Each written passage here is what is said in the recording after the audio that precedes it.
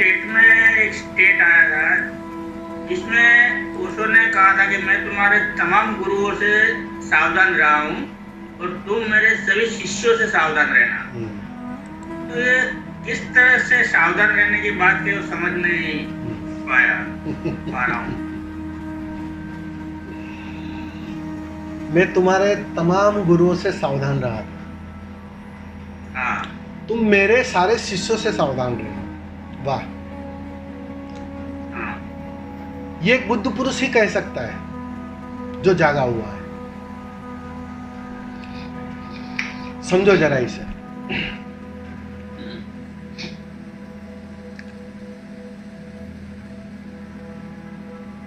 गुरु के साथ जाने अनजाने एक परंपरा खड़ी हो जाती है। अब तक का इतिहास ही रहा है ऐसा। अब तक जितने भी जीवित बुद्ध हो गए, जैसे ही वो विदा होते हैं, पीछे बस वो रेल के डिब्बे की तरह श्रृंखला खड़ी हो जाती है। अपने से चलने की किसी में क्षमता नहीं, इंजन तो कोई है ही नहीं, सब बस डब्बे होते हैं, पीछे चलने वाले डब्बे, घसीटे जाने वाले डब्बे। ये गुरु के पीछे ये सबसे बड़ी विडंबना है। गुरु बहुत कोशिश करता है कि तुम परंपरा से मत जुड़ना, लेकिन मन है जो जुड़ना चाहता है। तो ये जो श्रृंखला है ना, काफी समय से चली आ रही थी। तो वो दिखाई पड़ता है उन्हें कि बीमारी कहां हो रही है, गलती कहां हो रही है। यही तो जीवित बुद्ध का लक्षण है कि उसे गलती साफ साफ दिखाई पड़ रही है कि कहां चूक हो रही है। कि गुरु के पीछे भी तुम यही श्रृंखला कर रहे थे और मेरे शिष्यों से सावधान, उसका मतलब ही है कि मेरे पीछे भी यही होने वाला है। वो पीछे चलने वाले कल बैठ जाएंगे उस गद्दी पर। इसलिए ओशो ने सबसे अधिक कोशिश की है कि पीछे कोई परंपरा ना खड़ी। किसी को नियुक्त नहीं किया था ओशो ने, एक कमिटी बनाई थी लेकिन नियुक्त नहीं किया था किसी। वो उसका पर्पस ही यही था कि भाई अगर किसी को नियुक्त कर दिया जाए तो बस वो तो फिर बस बिल्कुल वो गांधी परिवार की तरह, अब तो बड़ा प्रधान घर वाला ही बनेगा, बेटा ही बनेगा, उसका बेटा बनेगा, उसका बेटा बनेगा, उसका बेटा बनेगा। ये श्रृंखला शुरू हो जाएगी और वो बेटे के प्रधानमंत्री बनने के चक्कर में वो वास्तव में जागा है कि नहीं जागा है, उसकी बात ही समाप्त हो जाती है। इसलिए धर्म कुछ समय बाद अपने से नष्ट होने लगता है। किसी शत्रु की जरूरत नहीं है, अपने शिष्य ही काफी है, पीछे चलने वाले ही काफी है। वो अपने से ही वो भवन गिरा देते हैं। लोग मुझे पूछते हैं, स्वामी जी इसका भी कोई टेस्ट होना चाहिए ना कि कौन मतलब हो गया वही फिर नेतृत्व करे। टेस्ट मतलब टेस्ट कौन करेगा? टेस्ट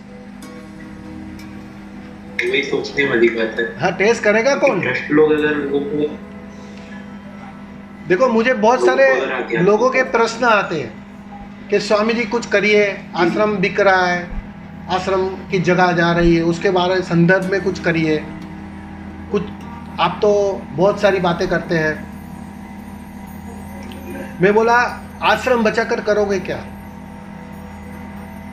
ओशो भी चले गए, ओशो की इतनी किताबें हैं, इतनी ऑडियो है, वीडियो है, फिर भी तुम जाग कहाँ रहे हो? तो फिर आश्रम बचाकर भी करोगे क्या? लोग जागने की फिक्र ही नहीं करते। मैं देख रहा हूं, लोगों को आश्रम बचाना है, लोगों को ओशो की पुस्तकें बचानी है, शास्त्र बचाने हैं, उसके लिए लड़ना है। मैं इतना दावे से कहता हूं, तुम अगर जाग गए तो तुम्हारे माध्यम से ओशो बच जाएंगे। तुम्हारे भीतर से ओशो जीने लगेंगे फिर से, तुम्हारे माध्यम से तो ओशो बोलने लगेंगे फिर से। लेकिन मैं देख रहा हूं यहां उसकी तो किसको फिक्र ही नहीं है। यहां तो सबको बस मृत चीज बताई है कि बस आश्रम बच जाए, वस्तुएं बच जाए, परंपरा बच जाए, पीछे चलने वाले बच जाए।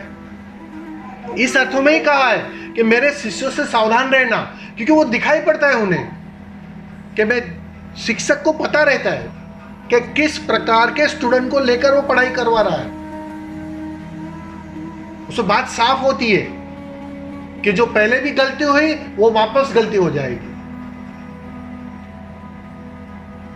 ओशो ने कहा था शरीर छोड़ने के पहले कि मैं चाहता था कि 100 ऐसे बुद्ध जागे हुए व्यक्ति को छोड़कर जाना चाहता हूं मैं इस पृथ्वी पर। बस वो 100 काफी हो जाएंगे, पूरी पृथ्वी को रंग से भर देंगे। लेकिन मैं मायूस होकर जा रहा हूं, मैं हार कर जा रहा हूं। ये ओशो के शब्द है, क्योंकि उन्हें दिखाई पड़ा लोग वो जन्मों जन्मों की परंपरा की जो आदत है, पकड़ने की जो आदत है, मालकियत की जो आदत है, वो छोड़ने को ही तैयार नहीं। संसार में तो मालिक बनते ही है, आश्रम तक में मालिक बन जाते हैं। वो मालकियत पीछे आ जाती है, वो आदत कहां से जाएगी? उसके लिए तुम्हें बदलना पड़ेगा, अहंकार को मिटाना पड़ेगा, शून्य होना पड़ेगा। इसलिए मैं कहता हूं ना कि जीवित गुरु की पीड़ा तुम समझो। वो कहते हैं बस अहंकार को मिटा दो, बाकी तुम कुछ भी करो चलेगा। और तुम प्रश्न पूछते हो कि स्वामी जी वो अहंकार मिटाना थोड़ा कठिन है, बाकी कुछ भी कहो हम करेंगे। उससे काम नहीं होने वाला है, बात खत्म। यहां एक ही उपाय है, ये एक ही गोली ली जाएगी, उससे तुम स्वस्थ हो सकते हो। तुम कहते हो बस ये गोली भर नहीं लेंगे हम, थोड़ी कड़वी लगती है, बाकी कोई भी गोली लो, बाकी कोई भी गोली से मन भरेगा, मन मजबूत होगा, तुम उसे लेने को तैयार हो। लेकिन जो सदगुरु देता है गोली, इसलिए सदगुरु के करीब रहना, उसके पास रहना, उसके सानिध्य में आग में रहना है, जलना है, तपाना है, उसकी तैयारी है। वो तैयारी दिखाई नहीं पड़ी ओशो को। तब जाके उन्होंने ये बताया कि मैं तुम्हारे गुरुओं से सावधान रहा था, तुम मेरे शिष्यों से सावधान रहना। तो उन्हें साफ साफ दिखाई पड़ा। तब ये वक्तव्य आता है। कोई भी वक्तव्य बिना वजह नहीं आता है, वो दिखाई पड़ता है और उसका वो परिणाम होता है, तब वो निकलता है। और मैं तो तुम्हें इतनी ही सलाह दूंगा, तुम ये सब बाकी की झंझटों की चिंता छोड़ देना कि ओशो की किताबें बचेगी, ओशो का नाम बचेगा या नहीं बचेगा। तुम बुद्ध हो जाना, तुम ओशो हो जाना, तुम अहंकार शून्य हो जाना, ओशो बच जाएंगे। फिर तुम किसी भी रूप में रहो, मैं तुम्हें दावे से कहता हूं ओशो बच जाएंगे। अगर प्रेम है वास्तव में ओशो से, तो ओशो को बचाने के चक्कर में मत पड़ना, ओशो की परंपरा को बचाने के चक्कर में मत पड़ना, ओशो हो जाना। गुरु यही तो कहता है तुम मेरे जैसे हो जाओ, बस उसकी इतनी भर मांग है तुम्हारे साथ। वो यही चाहता है कि तुम मेरे जैसे हो जाओ, और जैसे ही तुम मेरे जैसे हो गए, हम दोनों एक हो जाएंगे। फिर तुम्हारे माध्यम से मैं बोलूंगा, जो मैं नहीं बोल पाया वो तुम्हारे माध्यम से मैं बोलूंगा। अब शरीर नहीं है, लेकिन मुझे बोलना था, बहुत कुछ कहना था, बहुत करुणा भरी है, बहुत प्रेम भरा है तुम्हारे लिए। लेकिन उसकी पहली शर्त है कि तुम मेरे जैसे हो जाओ, तुम शून्य हो जाओ, तुम अहंकार शून्य हो जाओ। बस उतना भर के लिए तुम तैयार नहीं, क्योंकि उसके लिए तुम्हें पूरा दाव लगाना पड़ता, 100% दाव लगाना पड़ता, और वो तैयारी अभी है नहीं। समझ में आ रहा है ना नितिन भाई? हाँ।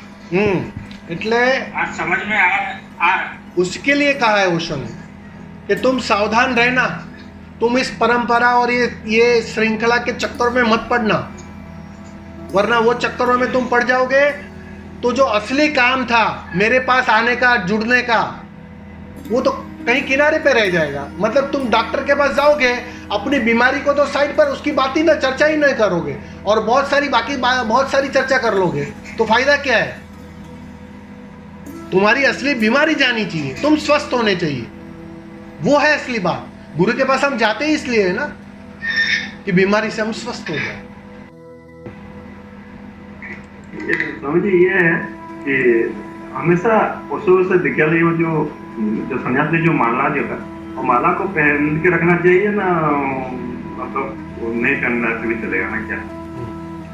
असली बात समझो, मैं हर बार समझाता हूँ कि हर चीज का मूल्य भी है और उसकी व्यर्थता भी है। शुरू में तुम कमजोर होते हो, जब संन्यास लेते हो, ध्यान शुरू करते हो, अभी शुरू किया है तुमने, तब तुम कमजोर होते हो, तब तुम्हें कहीं और से ऊर्जा की आवश्यकता पड़ती है। संकल्प के लिए ताकत चाहिए, ऊर्जा चाहिए, तो वो ऊर्जा बाहर के सपोर्ट से तुम्हें लेनी पड़ती है।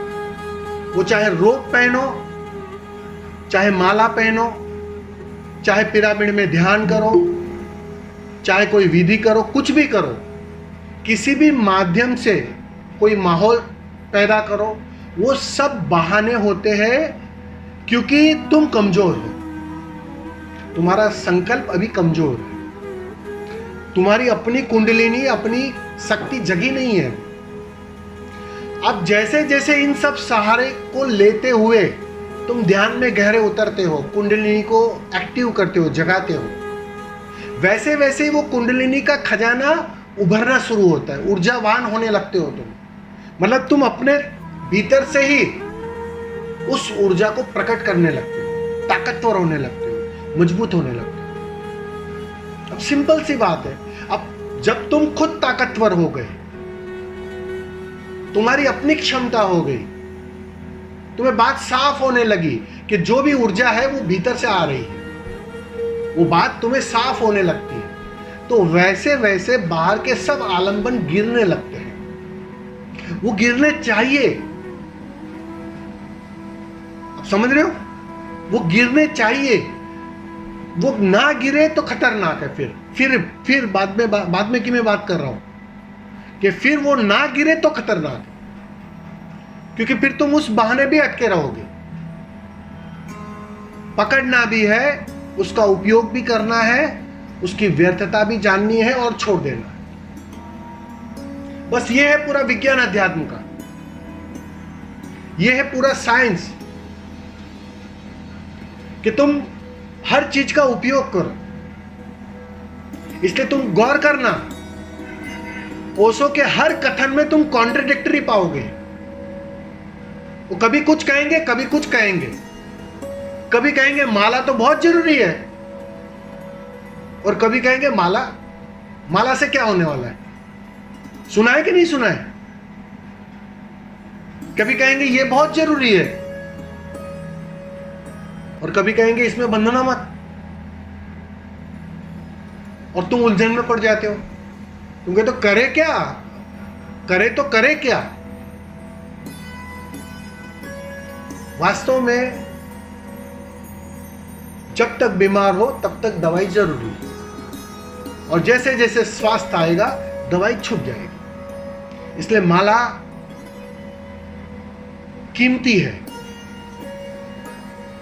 साधक के लिए बहुत कीमती है, लेकिन जैसे ही वो सिद्धता के करीब आता है, समाधि के करीब आता है, वैसे वैसे वो सब चीजें गिरने लगती। अब बहाने की जरूरत नहीं।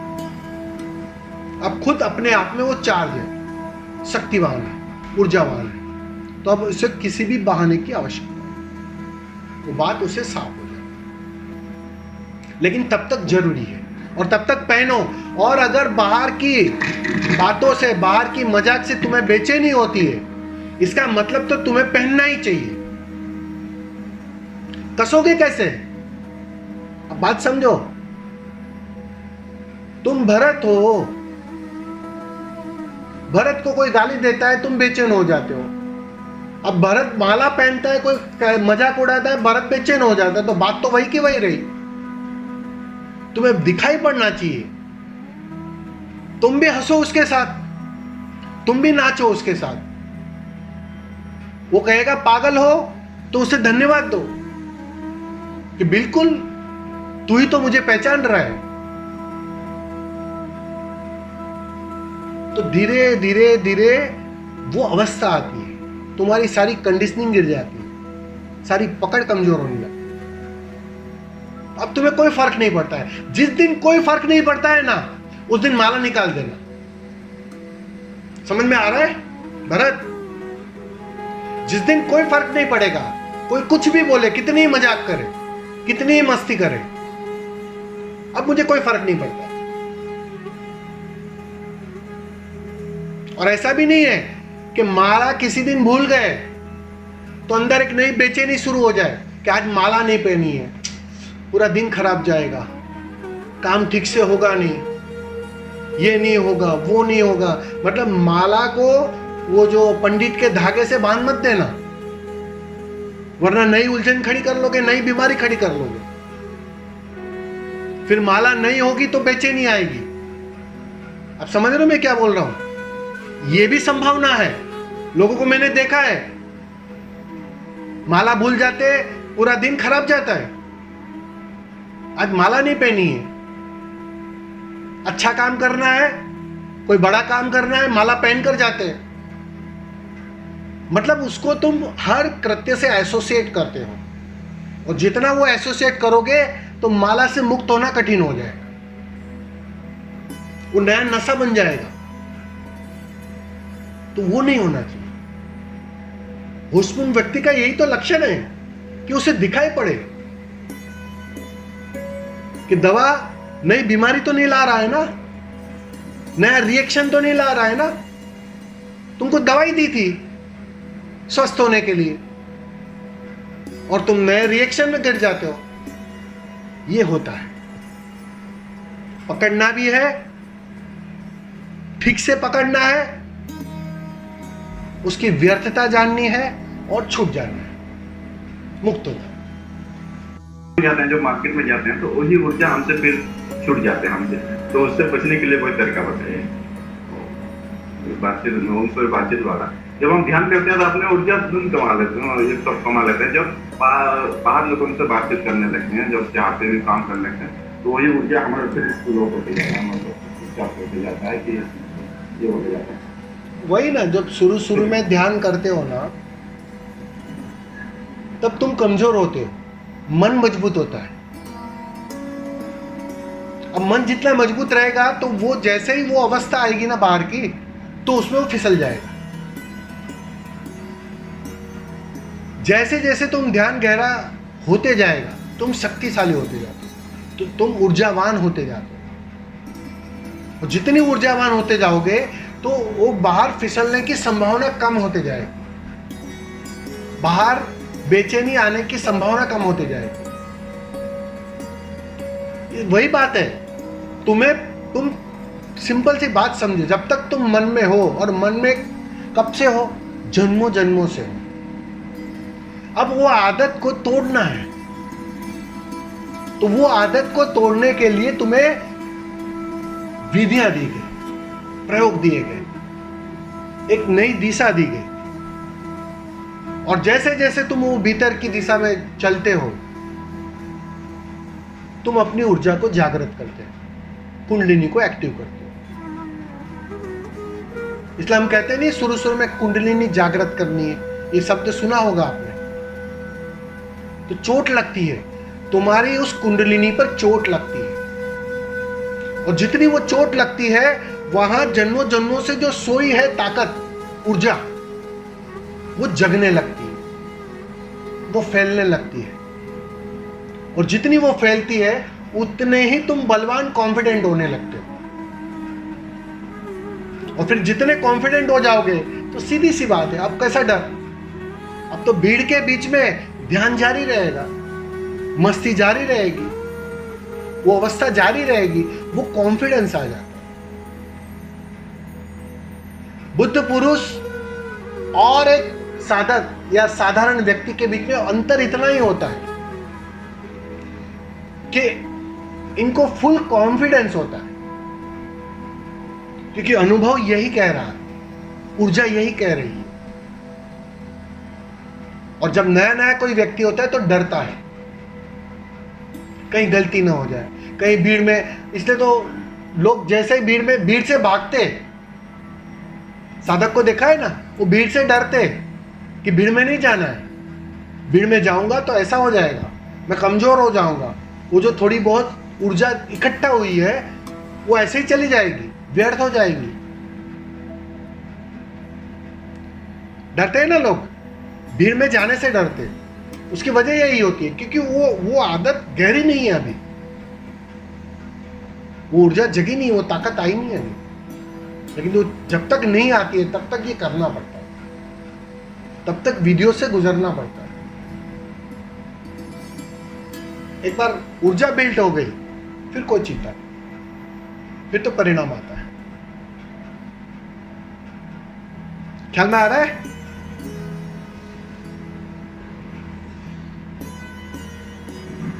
सिंपल सी बात, तुम्हें ताकतवर होना है, तुम ताकतवर हो गए फिर बात खत्म, फिर तो अप्प दीपो भव, अपना दिया तुम खुद ही जला लोगे, ये बात पक्की है।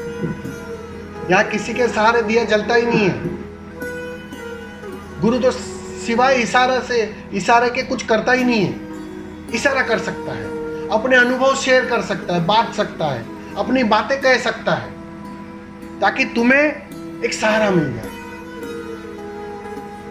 और बस उस सहारे तुम चलने को तैयार हो जाते, मिटने को तैयार हो जाते, अपने को खोने को तैयार हो जाते। खोना तो तुम्हें ही पड़ेगा, अपने को छलांग तो तुम्हें ही लगानी पड़ेगी। लेकिन वो छलांग लगाने के लिए जो तैयारी चाहिए, वो तैयारी में गुरु सहारा बनता है। उसके सपोर्ट से, उसके सहारे से तुम राजी हो जाते हो, दाव लगाने को राजी हो जाते हो, अपने को लगाने को राजी हो जाते हो। और जो अपने को लगाता है वो पा ही लेता है, जो छलांग लगाता है वो पा ही लेता है। ये बात पक्की है, ये मैं अपने अनुभव से कह रहा हूं। बस तुम्हारे दाव लगाने की कमी, पूरा दाव लगा नहीं पा रहे हो, बस इतनी ही कमी है। तुम्हारे में कोई कमजोरी नहीं है, तुम्हारे में कोई गलती नहीं है। तुम चोर हो, पापी हो, बेविचारी हो, ये कोई गलती या कमी नहीं है, बस दाव लगाने में कमी है, तुम पूरा नहीं लगा पा रहे। पानी को 99 डिग्री तक उबालने को राजी नहीं हो तुम, अभी राजी नहीं हो तुम। तुम्हें लगता होगा कि नहीं स्वामी जी मैं तो तैयार हूं, नहीं हो तैयार। जो तैयार हो जाता है 99 डिग्री तक उबलने को, बात बन ही जाती है, वो तैयारी से ही बन जाती है, करने से थोड़ी बनती है।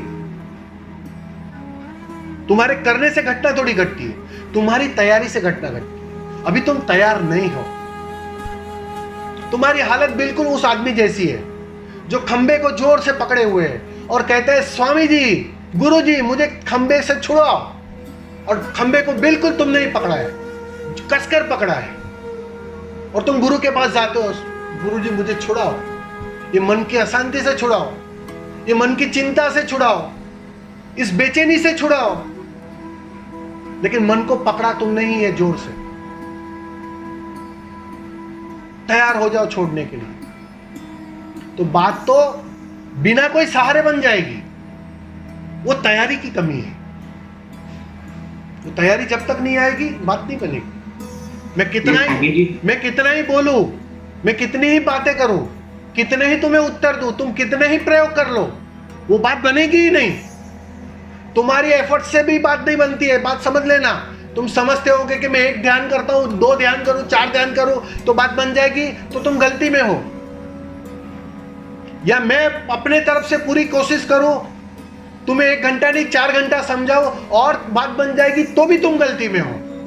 ना यहां से बनेगी ना वहां से बनेगी, बात तो तुम्हारी तैयारी से बनेगी, तुम्हारी मिटने की तैयारी से। जिक्र किया ना कि खंबे को पकड़ के रखा है, ऐसा कुछ कभी कभी मुझको भी लगता है मतलब तो ये पकड़ कैसे छुड़ाई जाए। वो एक फिल्म थी ना स्वामी जी हलचल, जिसमें राजपाल यादव वो खंबे से चिपक जाता है, उन लोग समझते हैं कि चिपक जाता है जैसे उसे बिजली का झटका लग गया हो, ऐसा ही मुझे लग रहा है कि चिपक गया। इसे छूटूं कैसे? वही ना, वो छोड़ना हम चाहते नहीं है ना, समझो। ये मन का स्वभाव ऐसा है, मन मुक्त होना भी चाहता है और मन मुक्ति से डरता भी है। ये दोनों साथ में चल रही है बातें। तुम सवाल बहुत सुंदर कर रहे हो कि मुझे मुक्त तो होना है, लेकिन मैं खंबे से छूटूं कैसे? लेकिन अभी मैं तुम्हें छूटने की बात बताओ, तुम कहे कि नहीं गए। कल तुम वापस नया प्रश्न लोगे, स्वामी जी यहाँ मन मान नहीं रहा है, मन कुछ और करने को कह रहा है। यही बात लेकर तुम आओगे, क्योंकि जब तक वो परिपक्वता, वो अनुभव पूरा नहीं होता है ना, तब तक बाहर और भीतर सब कुछ व्यर्थ है, वो बात साफ नहीं होती। जिस दिन बाहर और भीतर पूरी तरह व्यर्थ हो जाता है, ना बाहर से कुछ करने को बचता है, पाने को बचता है, ना भीतर से कुछ पाने को बचता है, करने को बचता है, उस दिन सब कुछ करना व्यर्थ हो जाता है। उस दिन खंबा छूट जाता है, छोड़ना भी नहीं पड़ता है। पहले बाहर का खंबा पकड़ा था, अब भीतर का खंबा पकड़ा है। कहीं ना कहीं तुम मन से एसोसिएट हो जाते हो, उससे जुड़ जाते हो। मन चाहता है कि भीतर का खंबा बहुत सुंदर है, रंगीन है, कितना शुभ है। स्वामी जी क्या आप बोल रहे हो? क्या आज्ञा चक्र पे ऊर्जा आ रही है, क्या अनुभव हो रहे हैं मीठे मीठे, और आप छोड़ने की बात कर रहे हो, छूटने की बात कर रहे हो। यही होता है, लोग यहां अटक जाते हैं। बस खंबे तुमने बदल लिए, लेकिन मन जो पहले धन के पीछे, वस्तुओं के पीछे दौड़ रहा था, अब इस अनुभव के पीछे दौड़ने लगा। और जब तक अनुभव मात्र व्यर्थता ना आ जाए ना, अनुभव भी व्यर्थ ना हो जाए, अनुभव भी व्यर्थ ना हो जाए, तब तक ये बेचैनी रहेगी, तब तक ये श्रृंखला जारी रहेगी। एक समय ऐसा आएगा कि अब ये भीतर दौड़ना भी व्यर्थ है, ये ध्यान करना भी व्यर्थ है, वो दिखाई पड़ेगा। आज नहीं तो कल दिखाई पड़ेगा। अपने तरफ से थोपना मत, यह से इस बात को ध्यान में रख लेना। यह चीज थोप कर नहीं की जाती है, ये अनुभव का हिस्सा है। उस दिन दिखाई पड़ेगा कि नहीं, अब बाहर बुद्ध की अगर घटना तुम समझो ना, तो तुम्हें सारे उत्तर मिल जाएंगे। जी स्वामी जी, ये बात कुछ अब समझ में आ रही है। इसमें एक प्रश्न ये भी आता है स्वामी जी कि अभी तो लॉकडाउन, तो अभी मेरा वर्क फ्रॉम होम है, बाद में जब मान लीजिए 2022 में कंपनी वापस बुलाने लग जाएगी तो फिर समय कम मिलेगा। तब मैं सोचता हूँ कि फिर पता नहीं बोध हो पाएगा नहीं हो पाएगा 2022 के बाद कंपनी बुला लेगी, फिर ऑफिस रूटीन। अरे बहुत लंबा सोच रहे हो तुम, अभी तो है ना समय जी स्वामी जी। बस तो नहीं तो वो जितना भी समय है, 2 महीना 4 महीना 6 महीना, उतने समय में जो मैंने कहा ना कि गाड़ी ठीक से चलाना सीख जाओ ना, ध्यान का स्वाद गहरे से लेने लगो, उसका अनुभव गहरा होने लगेगा अपने आप। फिर तो तुम ऑफिस जाओगे, ऑफिस में मजा आने लगेगा, क्योंकि ऑफिस में ध्यान जारी हो जाएगा। तुम अपना काम करते रहोगे, भीतर कोई गवाह बनते रहेगा, वो कला आ जाएगी। तो वो कला में अभी निपुण हो जाओ, अभी प्रैक्टिस कर लो उसकी, अभी अस्तित्व ने मौका दिया है, धन्यवाद दो उससे। जी वो तो धन्यवाद है। बस तो उसकी प्रैक्टिस गहरी कर लो, और जैसे वो प्रैक्टिस गहरी हो जाएगी, फिर किसको चिंता है? कुशल तैराक को कोई फिक्र थोड़ी होती है कि मैं अब स्विमिंग पूल में ना हो, या गहरी नदी में ना हो, या समंदर में ना हो। उसको फिक्र होती है क्या कुशल तैराक को? नहीं स्वामी जी। हाँ, वो तो नए तैराक को फिक्र होती है कि भाई यहाँ मैं ना हूँ, अभी नदी में कैसे ना हो, इतनी गहरी नदी में। फिर तो गहराई से कोई अंतर ही नहीं पड़ता है। कितनी दूरी है? कितनी दूरी है मतलब किलोमीटर में बताओ। साक्षी भाव और समाधि के बीच। हाँ जी। मैं हर बार कहता हूं, साक्षी वो कांटा है जिससे सारे कांटे निकाले जाते हैं। जी जी। तुम्हें कोई सहारा चाहिए। लोग करते हैं ना, चाय की आदत बहुत ज्यादा है हाँ जी। तो दूध चालू करते हैं ताकि चाय छूट जाए। जी जी। तंबाकू की आदत है तो और कोई आदत, सुपारी की आदत ले लेते ताकि तंबाकू छूट जाए। फिर भी सहारे की जरूरत पड़ेगी जी। सहारे की जरूरत पड़ती है, क्योंकि आदत जो भी होती है, कोई भी आदत हो, वो बिना सहारे छूटती नहीं है। जी जी। अब बाहर पकड़ने की, दौड़ने की, हर चीज से जुड़ने की, मेरे से जुड़ने की, वो जो आदत बहुत गहरी है जन्मों जन्मों की, तो हाँ। उस आदत को तोड़ने के लिए तुम्हें गवाह रहने की एक आदत बनवाई गई कि भाई तुम हर घटना के गवाह रहो, साक्षी रहो। ध्यान है क्या? गवाह और साक्षी रहने की आदत। और क्या है? रोज 1 घंटा तुम करते हो, आज किया, कल किया, परसों किया, नरसों किया, हाँ जी। वो आदत गहरे होते जाती है कि अब तुम धीरे धीरे गवाह रहने में सक्षम होने लगते हो। हाँ जी। और जैसे जैसे वो क्षमता बढ़ने लगती है, वो आदत गहरे हाँ। होने लगती है। ठीक है? फिर वो आदत इतनी गहरी हो जाती है कि तुम्हें फिर अलग से बैठने की जरूरत नहीं पड़ती, अलग से विधि करने की जरूरत नहीं पड़ती। वो गवाह होना, वो साक्षी होना जारी रहता है और तुम तुम्हारे सारे कृत्य करते हो। जैसा अभी यश का प्रश्न था, तुम अपने ऑफिस भी जाओगे, अपना काम भी करोगे, जी जी। बिल्कुल, अब सब कुछ करोगे, खेती बाड़ी भी करोगे, कुछ भी करोगे। अब समझ रहे हो? क्रोधित भी होगे, बात समझो, क्रोधित भी होगे, रोओगे भी सही, हंसोगे भी सही, नाचोगे भी सही, लेकिन भीतर वो गवाह जारी रहेगा। वो साक्षी, वो तो गवाह जारी है जी, लेकिन हाँ। वो जो साक्षी वो जो अभी समाधि का जो अनुभव है। वही मैं बोल रहा हूँ कि जैसे वो गवाह जारी रहता है। अब एक समय ऐसा आता है कि जब हर घटना में तुम गवाह होने लगते हो ना, साक्षी रहने लगते हो ना, फिर इस साक्षी की भी जरूरत नहीं। किसके साक्षी? साक्षी में स्वामी जी, साक्षी में हर घटना में नहीं होते ही हम। ध्यान उसी की प्रैक्टिस है कि तुम गवाह रह पाओ। अब जैसे जैसे वो ध्यान की आदत गहरी होती है तो एक समय ऐसा आता है कि अब किसके साक्षी रहना है। तुमने हर घटनाएं देख ली, हर घटना के तुम दृष्टा बने रहे, लेकिन अब फिर साक्षी की जरूरत कहाँ है फिर? क्योंकि अब तो आगे कुछ करना ही नहीं है। तब तुम, घटना तो फिर भी घटेंगे जी। वही मैं बोल रहा हूँ, तब तुम उस अद्वैत पे छलांग लगाते हो। उसी को बुद्धत्व कहा, उसी को समाधि कहा।